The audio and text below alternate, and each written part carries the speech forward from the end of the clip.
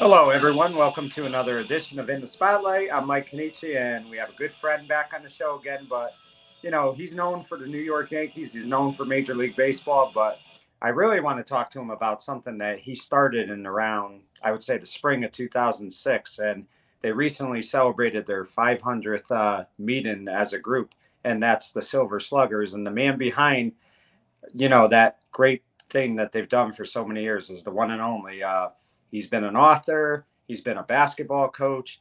He works for over 15 teams in Major League Baseball. He is the great Rich Marazzi. And Rich, I want to thank you for coming on as always. I really appreciate it. Thanks, Mike. It's my pleasure. So, Rich, interestingly enough, Kathy Williams, I believe she was at Derby Public Library for many years, and she kind of came to you in the spring of 2006, correct? Yes. Her idea was to have me come for 4 weeks, for 1 hour a week. And I said, okay. And she wanted me, she said, some guys have asked if I'd come and talk sports. I said, well, probably the best thing I can talk about would be baseball. And so she said, okay. So I came. In our first meeting, we had about maybe 10, 12 people. We sat in a semicircle. And then the second meeting, we had maybe a couple more, and it just grew and grew and grew. And the duration grew. And so since 2006, we've averaged about, we used to go weekly before the pandemic, okay? Now we go every other week. But we averaged about anywhere from 75 to 90 people before the pandemic. Now we get about 45 or so, which is good. And we have a good time. I say it gives us a chance to be 12 years old for 2 hours a week. Right. And let me ask you this, Rich. How long, when you knew you were going to do this for Kathy, and obviously you thought it was going to be a short-term thing, it's ended up being 18 years now, but how did you come up with the name Silver Sluggers? I mean, did you throw some names in your head at first, or was it pretty easy with the title you wanted it to be? Well, I looked at the group one day, and I looked at myself, and I said, wow, most of us have silver hair or say gray hair. So I call ourselves Silver Sluggers. And by the way, that photo you're just showing now, I'm to the far left, and that's Dave Galla and his father, Tom Galla. Okay, yeah. Dave and Tom. Tom was the coach of the Trumbull 1989 World Champion Little League team, and that's Kenny Martin all the way to the far right. And right. Tom, by the way, is a Silver Slugger, and he's so proud of that, and we're proud of him too. Right. So let me ask you, Rich, how did you go about, promoting this, that people would come? I mean, I know you're good friends with a lot of guys in the Valley. Did you kind of just call a lot of them and say, listen, we're going to be doing this thing, in this, in the very not so distant future, and I'd like you guys to be a part of it? How did you get people to come to the first meeting? No, what I did was actually I was doing my radio show at the time on WICC called Inside Yankee Baseball. And so from that show, I think it probably encouraged or motivated people to come to the Derby Public Library. I think that was the kind of root of the whole thing. And I think, so in other words, that's basically how it happened. And I did see some people personally that I had known. But like I say, we only had a very small group the first couple of weeks that we did it. And but it grew. But being on the radio weekly, obviously that helped too. So once I was on the radio, I think, and word got around, and I would mention it on the air at times. And it just grew. And it's amazing how we've got people from the Haven County, from the Haven County, Fairfield County. We used to have a guy come in from New York named Joe Gulia. It's an amazing story, but we have a lot of fun, and the people who come there basically are hardcore baseball fans. Yeah, and Rich, I came to a couple of those meetings, and I was so astonished at the amount of people that I saw there. And I think of one guy, and he passed away recently. He was a great guy. Was former West Haven football coach Ed McCarthy. He was a regular there, and it just goes to show that it, like you said, it wasn't just the Valley. It was just anybody who was a baseball fan that lived in Connecticut, pretty much. Of course, Ed was also a great high school baseball coach too. He won several state titles, and he won also many state titles in football. But yes, a great guy. And Mike, the negative thing about the entire experience is that we lost so many people too. I mean, we're older guys and women, And we're talking 18 years now, okay? And so it's part of life. And but what the group does is it gives us a chance to get away from our troubles for a couple of hours every couple of weeks, and maybe get our mind off things and have a good time talking baseball. And that's what we talk about is baseball. And it's my job to facilitate. And we kind of mix the meeting up, talking rules, talking controversial topics. I try to engage as many people as I can because I want people to participate. And being a former school teacher, I found out that's very important, is to engage people, make sure they are engaged, and so they can take part in our discussions. And I encourage people to get up and do reports on any kind of topic involving baseball. And we've just had a great time. What can I tell you? It's probably the most fun thing I've ever done in my life. Yeah, I mean, it seems like a great time. I mean, you see so many fans there, you know, Red Sox fans, Met fans, Baltimore Oriole fans, obviously Red Sox fans. But I mean, it's really cool to see the different amount of people that show up, and they're all there like early. You know, I can think of Bob Barth, who recently passed away a couple years ago. He was a regular. I mean, you had so many people: Derby, Ansonia, Shelton, Seymour, Oxford, Fairfield, Bridgeport, you name it. Everybody was there every Thursday. And I really think, and that's a great job too by Kathy to realize that this is something that will get people to want to attend the library more often. And I thought that was awesome by her to come up with that idea. Yeah, it was her idea, but like I said, nobody ever expected that this would turn into a thing that would last this long. It's supposed to be 4 weeks. That was the idea of it. And so there we see a combination of different people. There's Bob Barth in the lower left-hand corner, Dave Hyde, a Dodger fan. Bob was a Red Sox fan. The man to the right here is Vince Russo, lower right. He leads the things, take me out to the ball game. And to the far right, second row, is Donnie Sosovich, who was a very good high school basketball player, also a baseball player. Okay, and oh my God, from the far left is John Uhelski, Chris Gallo, and the man in the middle just escapes my mind. A real nice guy, but he passed. And but we have just a wonderful time. Yeah, I mean, you know, the couple of meetings I went to, like I said, I was just, and what I loved about it too, Rich, is there were a few guys who, you know, were in assisted living homes, and they still made it to those meetings, and they had people taking them there to those meetings, which I thought was just, you're giving, you know, everybody an opportunity to have fun throughout the week, something to look forward to. And I really thought that was the coolest thing because, you know, you would see, like I said, the different amount of people that would show up there, and you could just tell that every Thursday at 9 o'clock in the morning, that made their day. 10 o'clock. 10 o'clock. Yeah. Yeah. Right. And every meeting I begin by saying it's time to, and everybody yells play ball. Okay. Like being a former umpire, that's what I do. It's time to, and I point and they say play ball. And yeah, it's like I say, it's just been a tremendous experience. And what I try to do though is mix the present with the past. Okay. Even though we're older people, older guys, okay, and older women, all right, we must always never forget there is a present. And so always we talk about current baseball also. The man in the lower right-hand corner here with the gray shirt on, that's Joe Gulia. He's come up every day from Westchester County in New York. I mean, every week. A great baseball fan, okay? But like I say, I try to mix the past with the present. People bring in prizes for trivia. At the end of the meeting, we usually have trivia contests, and they'll bring in different things that I'll give away for trivia prizes. And I remember years ago when I was a kid, I used to watch something called the Ed Sullivan Show on Sunday nights on television, the Toast of the Town. And I think the reason why that show was so successful is because he has something for everybody, something for mom and dad, something for the kids, something for the teeny boppers, whoever, you know. It was a really good mix of people and nice potpourri, good diverse group of people. And that's what I tried to do with Sluggers. We start the meeting by going over, say, birthdays of former players usually. I only do it to just bring out former names so that anybody in the audience remembers this person. Say it was, for instance, it was Tim McCarver or anybody else, okay? We remember about Tim McCarver, and we would talk about it. And, of course, if they're a Yankee or a Red Sox probably or a Met, they know more about the name itself.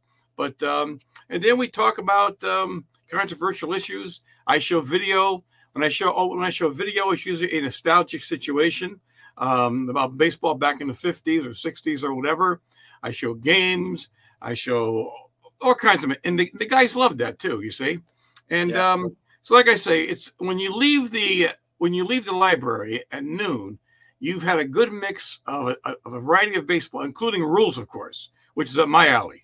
So we talk usually about 15, 20 minutes every week involving different rule situations.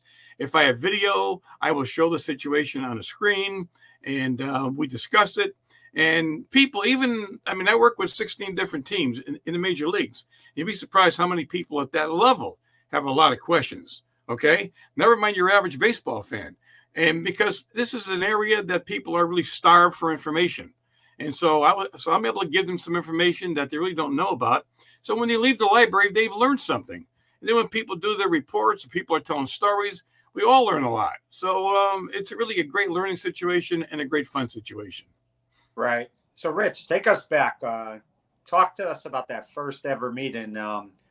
Did you have a guest that meeting? And oh, no. I never knew. I didn't even know how many people were going to show up. I had no idea. I had no idea whatsoever. I remember Dan Ricco was there. He was there for the 500 meeting. He was the only guy that was there for the first and 500th.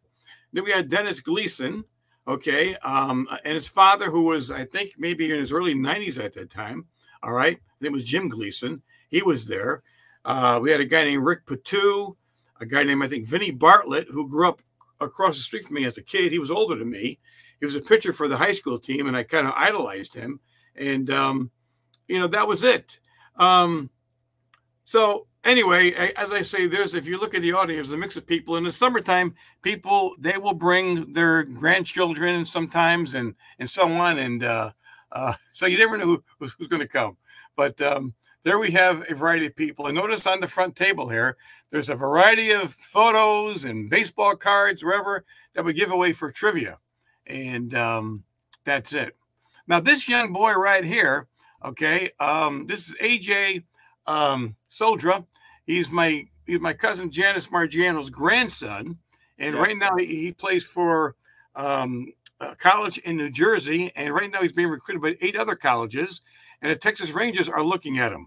And so he's grown up quite a bit, and once again, like I say, good baseball fans.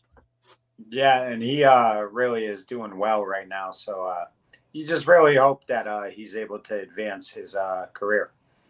Yes, he's being recruited now by 8 different colleges: Boston College, Tulane, UConn, other schools. So he's going to leave New Jersey, and he's going to go to one of these schools next year. Hopefully, he'll find a place where he's a dedicated baseball fan. He eats, drinks, and talks baseball. That's it. That's his life. So I hope AJ the best. I went to high school with his grandfather, John Soldra. Yeah. And, of course, his uncles were Anthony high school athletes over the years, Greg Soldra, and his father was an athlete too. So it's a good experience. Right. So, Rich, let me ask you, I'm sure it's friendly debates, but I'm sure at those meetings sometimes there's some nice discussions, and some could be very, I don't want to say heated, but they could be, they debate each other. So talk to me about that. I mean, are there discussions sometimes that really take on a life of their own? Oh, yeah. We've had some discussions where, especially when it involves Yankees Red Sox stuff, okay? You'll see somebody will make a comment, and they'll make a very snide remark about, say it's a Yankee fan talking, and he'll make a snide remark about the Red Sox. Then the Red Sox fan will get insulted. He'll jump back. This photo here, by the way, is our 500th meeting on June 20th. Okay. Yeah. And there's Bill Santello. He's president of the Haven Gridiron Club. Okay. George Greer. Okay. Jimmy Franks over here. There's Tom Gallo to the far right. Vinny Russo. And I can't go through everybody here, but Dan Halchek, a longtime sports guy from Ansonia, basketball guy, school teacher from Seymour. He's up in the back, all the way to the back to the right, and I'm to his right. So this guy all the way to the left standing is Bill Dyer, and he's a longtime Red Sox fan. But there you see, it's a very eclectic group with their backgrounds. Sometimes things do get heated, but not too often. Usually it's in good spirit. And but let me tell you something. I try to keep it where people not get annoyed with each other, but I want some controversy too, because that kind of makes some color to the meeting. Right. And Rich, I remember one particular meeting. I came there in like I want to say the fall of 2019, and the Yankees had a very good year that year. I know it didn't end well for them in the playoffs, but they won their division. And you were asking people who they thought should be manager of the year. And I really liked the fact that your wife Lois said Aaron Boone, and her reasoning was all the injuries the Yankees had during that season, and that team, kind of ran away with that division. And I really thought that was cool because I've always been a firm believer of this. And I think even me and your son, Rich, we've kind of had like friendly arguments about this. I've always felt that the criticism Boone gets is unfair because he does do a great job. And I mean, at the end of the day, I know it's to win the World Series, but he could only do so much. He can't go out there and play for the guys. Well, I always equate the Aaron Boone situation, and who knows? I mean, when Aaron Boone was going well this year, and the Yankees were, 20, 25 games were at 500. I mean, you could have voted him for manager of the year. Now they're in a skid, and people are wondering, well, is it Boone's fault? Baseball always has to have a scapegoat, Mike, okay? The manager is your initial scapegoat. It's like the student in school who gets a D in science. He comes home and tells his parents, my teacher doesn't know what he or she is talking about, all right? And so the onus is put on the teacher, not the student himself. Right. My opinion is you got baseball players, they're professional players, they have to play better than they do. This, by the way, is Greg Van Steenbergen. He's a vendor at Yankee Stadium for many years. He's an architect during the day, by the way, at a bank in New York City. And at night, he comes up to the stadium, and he either sells beer or peanuts or whatever. And I met him through my baseball show, Inside Yankee Baseball, a great guy. And we had another guy this year who was a vendor at Shea Stadium, Neil Cavey, who comes to the Sluggers on occasion. So like I say, we have an eclectic group. I never know who's going to show up. And that's the great part of it. And everybody has a story. So when somebody comes from the first time, whether it's Mike Canisi or somebody else, I say, okay, tell me about your first Major League game that you attended. Okay. What you remember about it. And what was your favorite player and so forth of all time and so on. So Mike, I'm going to ask you that right now. What was the first game you ever attended? And who was the team that you root for? I say that in your shirt, of course. And who was your all-time favorite player? Okay, so first time I ever went was in the summer of 1984. And they played Texas that day, and they won 3-2. Now, keep in mind, I was only 8 years old at the time. But I remember going, and one of the memories I had was my father, who got me into the Yankees. He was a longtime Yankee fan, loved Mickey Mantle. He always had one flaw, and that was sense of direction. And I remember us trying to find Yankee Stadium. And he had went a million times, but, there were no GPSs then. So we're trying to ask everybody how to get to Yankee Stadium. We finally get there, and I just remember, I had started watching the games on TV in 1983. And when I went to that game, I just fell in love with that stadium. I mean, who didn't want to go out there and play? You hear Frank Sinatra at the end of the game, you get goosebumps. I mean, you really do. That song still to this day, when they win a game and you hear Sinatra, it's tremendous. But as far as my favorite players go, I'll tell you right now, number one is Don Mattingly, because he's the one I grew up with. Who didn't want to be Mattingly in the 1980s? That's number one. But my second favorite Yankee of all time is actually Tino Martinez, and I'll tell you why. Because to me, nobody had more pressure on them to perform than Tino. He replaced a Yankee legend who Yankee fans love. And if you remember, Rich, those fans booed him the first month. Exactly. He was off to a tough start. Yeah. So the fact that he went out there, he handled the pressure. I know the first year in the playoffs, he didn't get an RBI, and that he got criticized for that. But if you take away 96 playoffs, 98, 99, 2000, and even 2001 when they got beat by Arizona, he had phenomenal playoffs throughout those 4 years. So to me, he was just so much fun to watch, and especially that year in 97 when him and Griffey were kind of chasing each other for the home run title. And I mean, it was just him, Don Mattingly and him. They were my two favorites of all time. One of my most memorable days at the stadium was the day that Mattingly passed Winfield for the batting title. Yeah. And I remember going down to the clubhouse after the game, and it was quite a thrill. But that was a very interesting day because the Yankees weren't going anywhere, and but the fans were there, and I think most fans were rooting for Mantle because he was homegrown. And I also liked Winfield, by the way, but I kind of rooting for Mantle too because probably he was homegrown, and I didn't really care who won. I mean, but I was kind of rooting for Donnie. But anyway, that was one of the most memorable days of my Yankee Stadium career, shall we say, is the day that Mantle edged Winfield for the batting title. Yeah, and I'll tell you what, Rich, he won the MVP in '85. He had that big year with the 145 RBIs, the 35 home runs.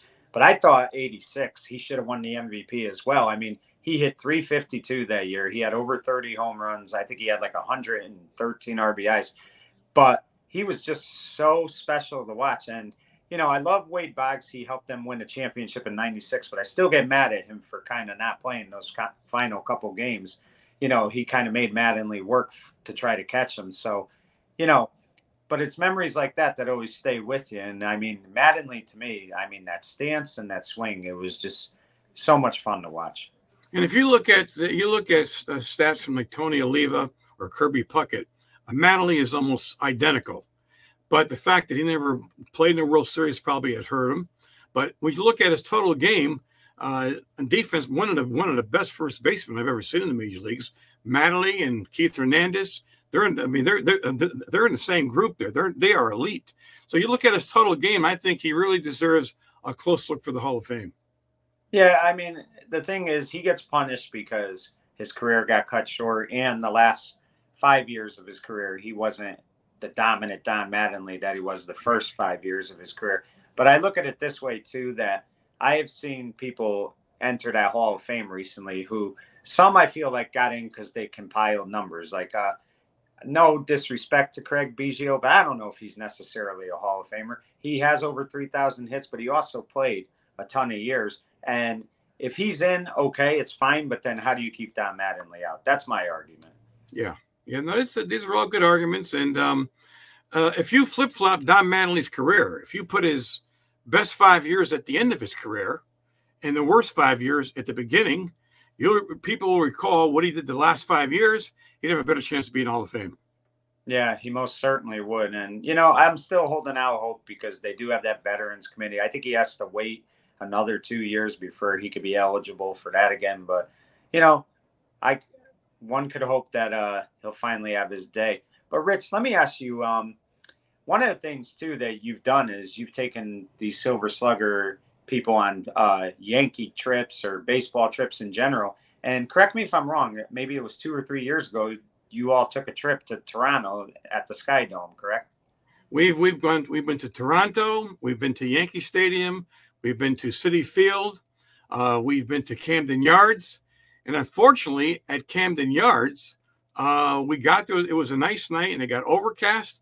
They put the tarp on the field before the game started, and they never played, so we never saw a game at Camden Yards. And it was a beautiful ballpark. I've been there before, but it was unfortunate that we took these trips. One of our best trips was to Cooperstown Hall of Fame. We went one year in May, before school was out. We had literally, we had the entire museum to ourselves. I think there might have been 2 or 3 other customers in the museum, so we had the whole place to ourselves. We could take our time. We walked around from exhibit to exhibit, and that was one of the great days also. So we've taken some very good trips together, and maybe there'll be more in the future. Who knows? Yeah, I mean, I just think it's so cool. A guy that I'm good friends with, and you mentioned him in your book as well, was Bob Ahern. And Bob always tells me some great stories about Silver Sluggers, the trips you guys take. And that's the other thing too, Rich. I'm sure like you knew Bob when you were a kid and stuff like that, but you've gotten to meet all these different people that you may not have known, and you get to build relationships with them. And I think that's the coolest thing about doing this is that you're making new friends as well. You're not just hosting a 2-hour greet and meet thing about baseball. Yeah. And more importantly, Mike, the Sluggers themselves, they network. They meet each other. They become friends. They go out for lunch together. Sometimes we all go out for lunch certain times of the year. We'll go down to maybe like Town Pavilion or whatever. Okay. But it's great because they develop friendships within the group. And like I say, the sad thing is when we lose people. But one of the most wonderful things is the friendships that I've made with people who I had never known before. And we had a woman named Jerry McGower, and Jerry was a big Yankee fan. And she died during the off season a few years ago. And her daughter, Susan, has been so grateful that what Sluggers meant to her mother. She would send us checks. So when we go out for lunch, it's on her. And, you know, these are the kind of people that we meet. I mean, I can tell you stories, that wonderful human interest stories. If I visit certain people in a hospital or whatever, I think it's important to them and to me. And so, like I say, it's a great human interest story, the whole idea of Silver Sluggers. And it's amazing how it's fostered all these years. Yeah, it really is. And talk to me, Rich, about some of the special guests you have. I know you had Babe Ruth's granddaughter. That was a big guest. And I think George Grande, who I've had on my show, he's stopped by a couple of times as well. But talk to me about some of the guests you've had over the 18 years. Oh, we've had George Grande a few times. We've had Linda Ruth Tassetti, Babe Ruth's granddaughter, as you said. We've had Lefty Grove's daughter, former Yankee. Lefty Gomez's daughter, former pitcher with the Yankees. We've had Porky Vieira, former was a UNH coach. Dan Gooley, former University of Hartford coach and Quinnipiac coach. Coach Jeff Bagwell while he was in college. And we had Mark Hirschbeck a few times, former umpire, and he was very lively, very, very, colorful. This recently, we had Joe LaHood, former Red Sox player, and he played other teams too, former outfielder, and he was very good. Almost all the guests we've had have been great. We had Joe Bonanto a few weeks ago, and Joe talked about the famous Darling Viola game in 1981 at Yale when St. John's beat Yale in extra innings. And of course, Joe was the Shelton coach when they broke Wisconsin's 64-game winning streak in the high school tournament that year. And so we've had a lot of interesting guests. I can go on and on and on. We've had former softball greats that have come to talk at Sluggers, and Ron DiOrio, former pitcher from Waterbury. He was a speaker there, and what can I tell you? There's been so many. Yeah, I mean, it's like I said. I mean, it's just tremendous. And that's the other thing I want to ask you too, Rich, is, I mean, how much preparation for each week do you have to put into, or even in advance, to, you know, go through a 2-hour program with the Silver Sluggers every Thursday? I mean, how much, I don't want to say research, but how much preparation do you put in, say, that Monday to put everything together for that Thursday? Well, like I say, it's every other week now, so it's not quite as it's not that bad. It kind of builds. I learned when I did the radio show for years, it would build each day of the week. I would do a little bit at a time. Okay, so when I'm doing the preparation for the Sluggers, the main thing is figuring out the discussion questions so that they'll be lively and people want to talk about it too. You see, so when we look at that, then you look at what I get from the video and the rules. Maybe it takes me a couple hours, hour and a half, 2 hours for the whole time that it takes and so forth. And like I say, when you get good discussion questions, we don't oftentimes finish everything that we want to do either. So it depends on how active the group is that day. And usually it's a discussion that carries things. And by the way, one thing we've started a couple of years ago was having a catch at Nolan Field.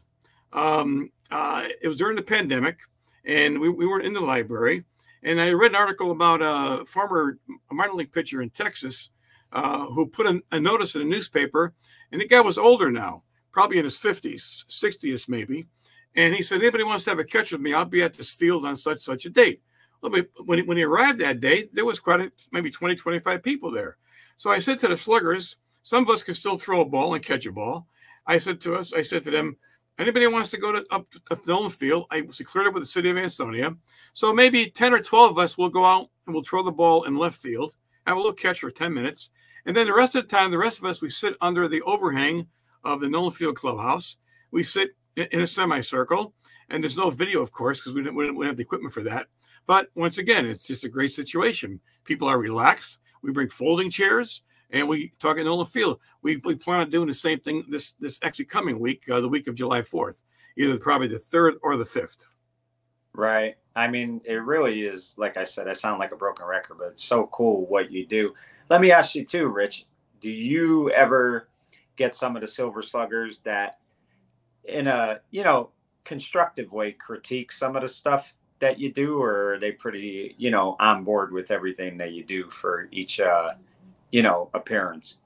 No, they're usually on board. One slugger, when I first sent out the e-blast, I have a large email list that I send out during the course of the year, even in the off season. There'll be different baseball topics. But when I initially began, I didn't do it BCC. I just did a regular, e-blast. And one guy said to me, you shouldn't do it that way. You should do it with BCC, because otherwise the mail could get compromised. You could get a virus, that kind of thing, So I changed doing that. But I got to be sure, because people know of my Yankee interest and background, not to make it a Yankee fest, okay?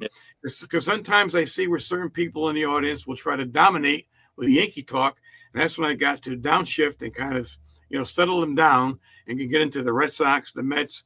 I try to get something for each team. In fact, one question I have every Sluggers meeting is, for the team you root for, talk about your pros and cons right now. And that's always a generic question, because what you feel about your team this week, you may not feel about the next week. And that generates discussion too, you see? So that's a staple question every meeting is, how do you feel about your team, pros and cons? What are your suggestions? Whatever. What is your critique? And so on. When their team is winning, you don't hear too much. But when their team is losing, it gives them a chance to vent, which is good. And I also kid around with them. So, I say, keep your high blood pressure down. We don't want anybody to get sick here. But it gives them a chance to vent. And that's the beauty of it. You get a chance to express your feelings that you may not do at home or with other people who aren't into baseball, but they come to Derby Public Library, and it's a catharsis. And people talk, and they open up, and it's great. So when the meeting is over, they go home refreshed, and that's it. Yeah, I mean, and like I said, the turnout is amazing. I mean, at one point, there were over 75 people going, which is just, that room isn't exactly the biggest room in the world either. So to fit them all in there, could be challenging. But that is also a great problem to have, because, people are attending it and they enjoy it and things like that. And Rich, is there a guest or a couple guests down the road that you would love to have on at some point that you haven't had for Silver Sluggers? Like, I mean, who would be like the next dream guest for you to have on? I haven't really thought about it much, but there's a guy that I want to have on who you probably never even heard of. His name is Bill Malchione. He used to coach East Haven High School baseball. Yeah. And years ago, when I was umpiring a Derby East Haven game, I had the bases that day at Ryan Field, and he had a manager who had brain damage from a bus accident years ago. The young boy's name was Murray, and he was dressed in uniform, but he'd have a scorebook in his hand. He'd keep score. He was a manager of the team, okay? He didn't play, really. Anyway, Derby was winning by a large score, and when the game ended, the Derby coach, Tom Fahey, gave this young boy the game ball. And I thought it was a nice thing on Tom's part and also Bill's part, especially Bill's part, because here's the coach thought, enough of this young boy to put him in a ball game that a game he loves but can never really succeed at. And when he came into the game, I knew what was going on. So I told the Derby pitcher, look it, right down the middle. I says, take it. He knew what was going on too. I don't want anybody getting hurt here, because you didn't know about his reaction time or things like that. And he did foul a pitch off. He ended up striking out. But I want to get Bill to come to a meeting and talk about that situation, and then do a big major league player or whatever. But I want to have him talk about that situation. And but somebody like that I've never had on the show. So that's somebody I would be interested in. Yeah, I think that would be a lot of fun, and I think a lot of people would be, very intrigued by that. Rich, I gotta believe. I mean, I don't know what your plans are as far as writing goes, but I gotta believe doing a book on Silver Sluggers would be something that so many people in the Valley, especially, would love to read. I mean, is there a thought that may come down the road? Notice you said so many people in the Valley would love to read. That alone would be a negative for a publisher. The Valley is a very small section of the United States, you see. So they would want something more of a general national appeal, you see. So no, I never thought about writing a book about severed sluggers, but like I say, Mike, for me, it's just a fun thing. That's all it is. It's a fun thing. I have as much fun as anybody does there, and it gives me a chance to relax and talk baseball too. You know, years ago when I was younger, maybe I go to the bar a little bit, have a few beers with my buddies. We talk trivia. Now we go to the library and talk trivia. Almost every meeting we have a trivia contest too at the end of the meeting, and people love that kind of stuff too. You know, and for me personally, as a family thing, my wife has come to many meetings, which is great. My sons have been there, and my grandchildren have been there on occasion, and they help us sing "Take Me Out to the Ball Game" at the beginning of the meetings. And one of my late aunts, Laura DeFelice, okay, she used to come, and that was a thrill for me because my aunt Laura, she lived to her mid-90s, and she was coming here probably to her late 80s or almost 90-ish. And that was a thrill because here I knew her since I was a little kid. Here she was not coming to the library, and where I was involved as a facilitator. And so having a family affair like that is very important. Yeah, it really is. And I mean, that's the whole part of it is, I mean, your family and then other people who go there, they bring some of their family members. And it's really like, it just shows the type of, you know, close-knit community that not just the Valley, but, you know, the Northeast in general really is. Rich, one thing I forgot to ask you, and I wanted to ask you. So after you agreed to do this for like a month with Kathy, was it going so well that you approached her and said, we should do this every week, or how did it become a long-term thing? I think she approached me, if I remember. Okay. She says, Rich, keep going if you want. So I just kept going, and I enjoyed it. And like I say, it went from 60 minutes to maybe 70, 75 minutes to 90 and so on. There is a group picture we took a few years ago in front of the library. And once again, like I say, just looking at these people, some really great memories. One of the guys that comes to Sluggers' name is John Willania. He was a former pitcher at Derby High School. His son, Alan Willania, pitched at Notre Dame, and he also pitched some minor league ball. Okay. And one day Alan came with him, and he gave us a clinic about pitching and so forth, how you hold the ball for a two-seamer, four-seamer, whatever. So like I say, I just never knew it was going to show up. Yeah, you know? That's the beauty of it. And I mean, I'm sure you're going to get more people that show up that you've never seen before. And that's what's really cool about it. And the fact that it's been 18 years and 500 meetings, I mean, that really is remarkable. And I would think, Rich, like, it's funny, you retired from Emmett O'Brien in 1997, I believe. And, you know, they always say that it's only retirement if you don't do something, but you've done stuff that you've loved. Since you retired from teaching, there's been, you know, inside pitch, you know, the Silver Sluggers, obviously, you wrote these books. So, I mean, you retired and you've been able to do things that you really love.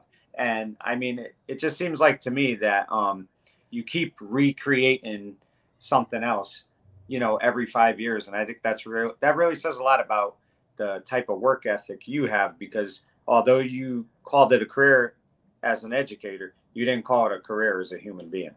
Well, I've been blessed, Mike. I've had really two careers. One as an educator and one as a professional baseball writer, shall we say, whatever. I've umpired. Just as a baseball person, I've had two careers in my life. I've been blessed.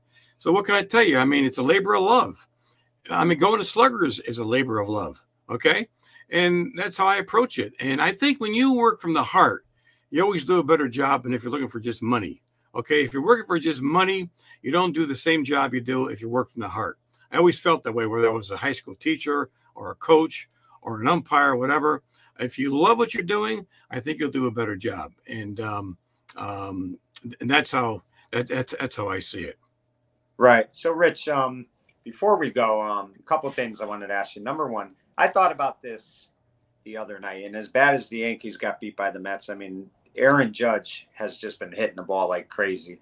And it's hard to compare errors, and I don't like to do that. But I almost feel like if this guy is able to win a championship or two, he may go down as the greatest Yankee ever. Maybe in my lifetime, maybe not yours. You saw Mickey, you saw, you know, Yogi, you saw Whitey, all these guys. But to me, you saw Joe DiMaggio. To me, Rich, this guy, in my opinion, he is just on another planet right now. It's him, and then there's everybody else.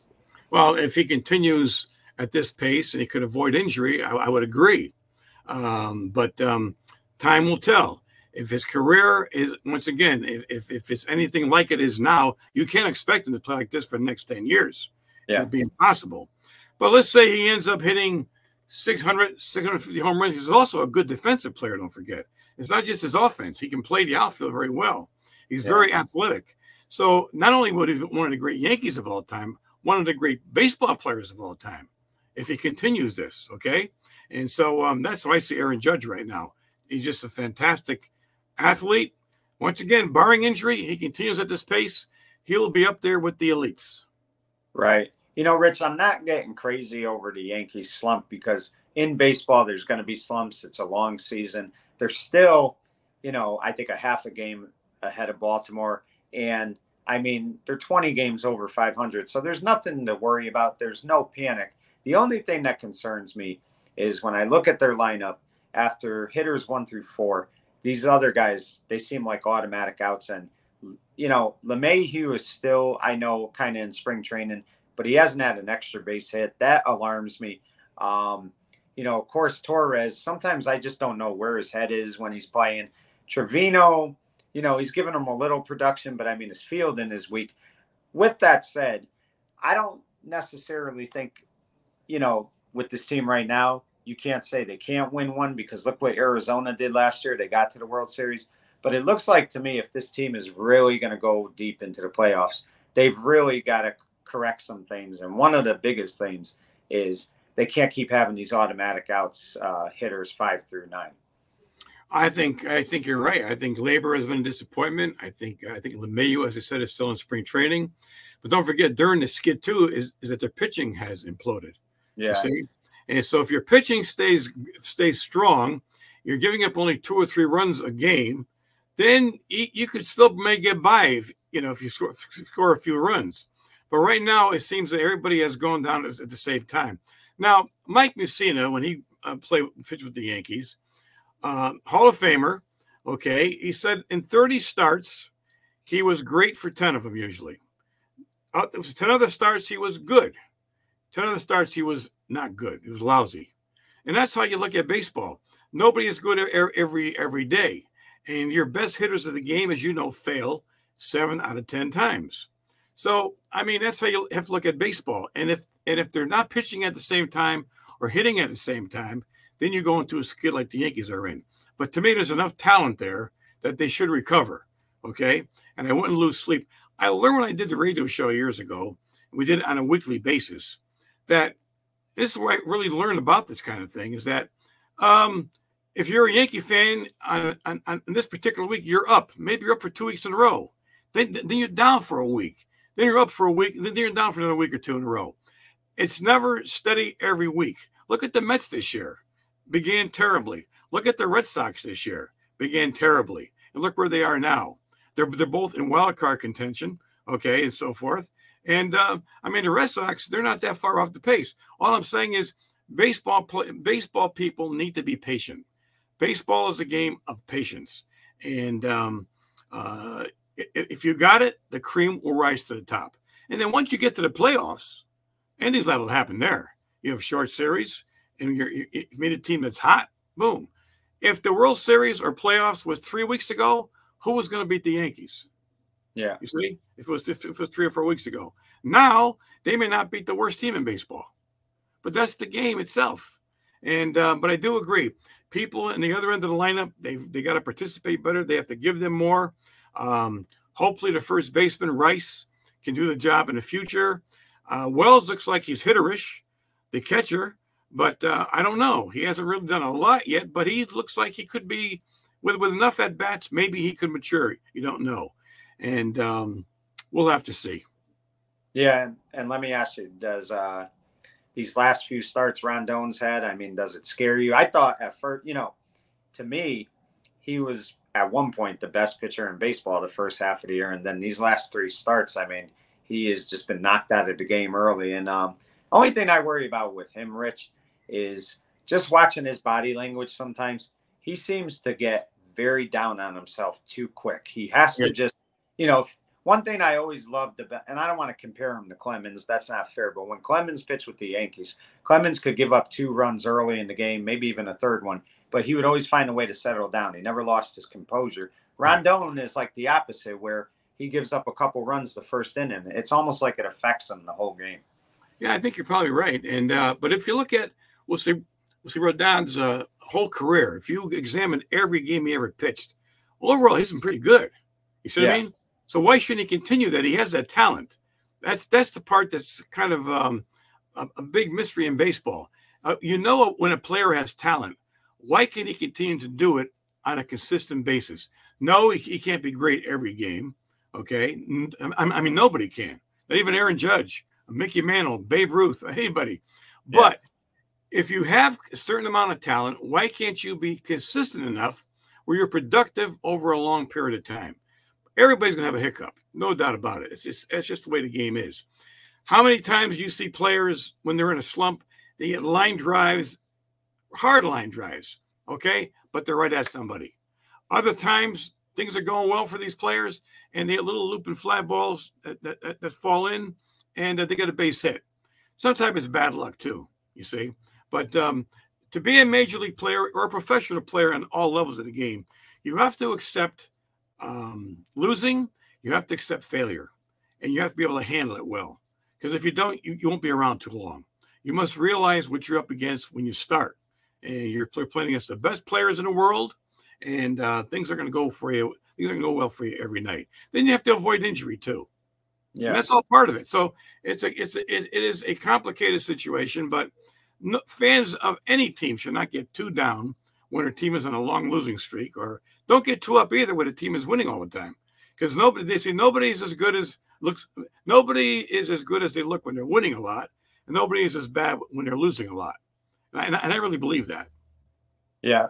And one final question, Rich, and I think it was very fitting. It was what I would like to call one of the special Silver Sluggers for a lot of reasons. Obviously, you know, it was a monumental meeting, but you spent a great deal of time talking about the career of Willie Mays and the passing of Willie Mays. Just talk to me a little bit. I know you saw Willie Mays play, but how impactful was he to baseball? Because to me, in the 60s, it was him, it was Mickey, it was Duke, you know, so many of these guys. Talk about Willie Mays a little bit.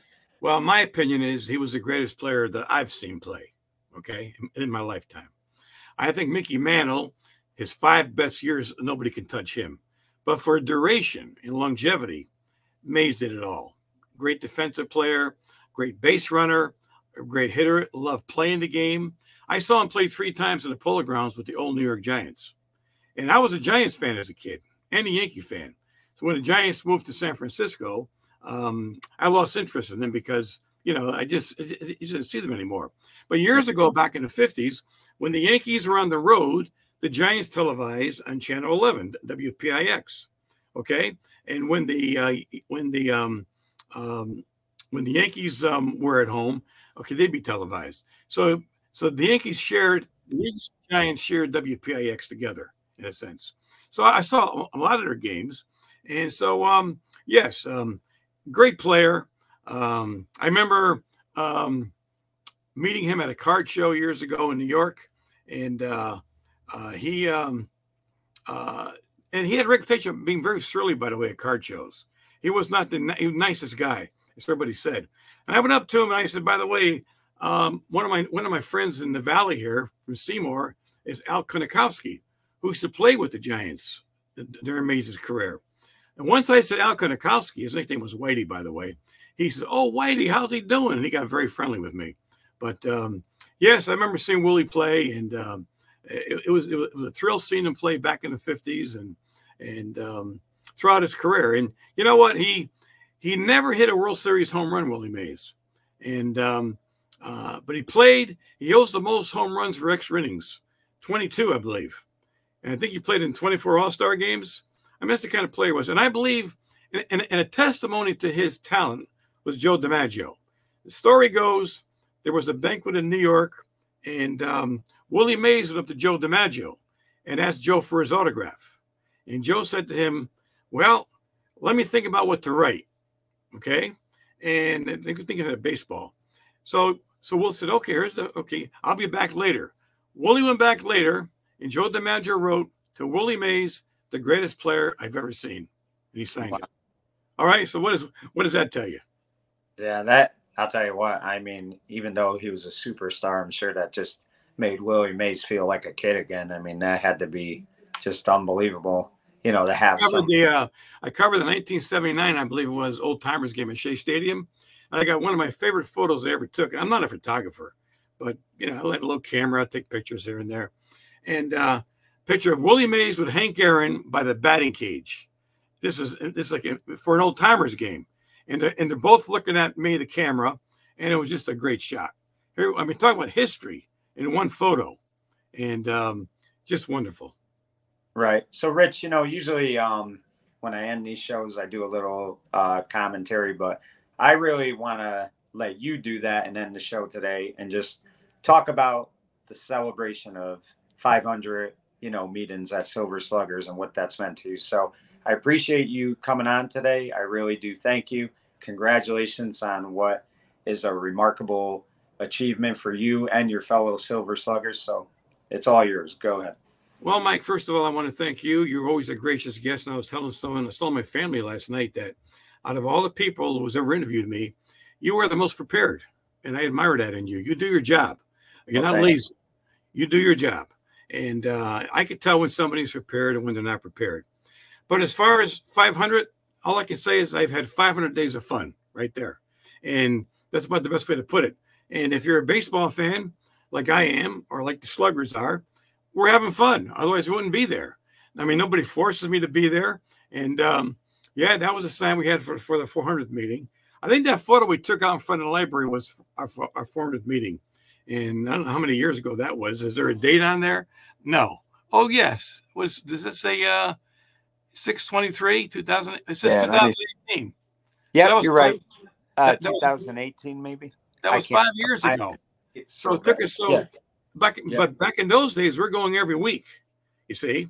And since the pandemic, we did a few Zoom meetings during the pandemic, and then we came back to the library. But I was wondering when that was. So I see it for the first time in 2018. Like I say, it's just been the basic has just been a lot of fun, interesting. I've learned a lot from the Sluggers, hearing their stories and their interests, and hopefully I made a contribution to them. So it's a two-way street. That's all I can say. And I thank the people in Derby Public Library for giving us that great venue. You couldn't ask for a better venue. Okay, it's beautiful, it's clean, it's the kind of room you look at. Has an elevator there. What else do you want? And it's quiet. It's outstanding. And Christine Boulay, by the way, does a wonderful job. She's like the historian, and she provides many photos. By the way, where'd you get these photos for the library? I just basically typed your name in and came up with a whole bunch of photos that came up. So really, yeah, wow. I typed your name with Silver Sluggers, and everything came up. So the information is out there. Yeah, I learned something. Well, once again, hope you can come back to Sluggers one day and join us. Yeah, most definitely. And thank you. Maybe you can talk about some of the guests that you've had on your show and things of that interest. Yeah, that would definitely be great, and I'd love to do that. So let me know when you're ready. Yeah, let me know when you're ready. Well, thank you, Rich. I really appreciate it, and congratulations, Silver Sluggers, on 500 meetings. I mean, you all deserve the credit, and you've kept it going for 18 years. So my hat's off to you, and be proud of what you've accomplished. For In the Spotlight, I'm Mike Kenichi. He's Rich Marazzi saying goodbye, everyone.